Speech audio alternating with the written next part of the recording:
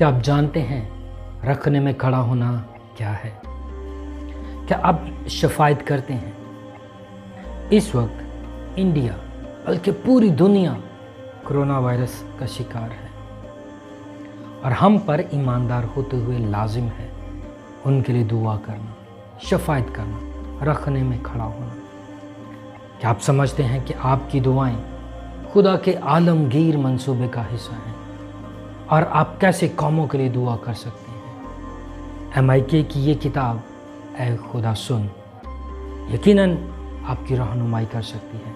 आप ज़रूर इस किताब को ख़रीदें और जानें कि आप किसी मुल्क के लिए कैसे दुआ कर सकते हैं और किन मकासद के लिए दुआ कर सकते हैं। MIK कलीसिया की तामीर में आपके साथ। God bless you.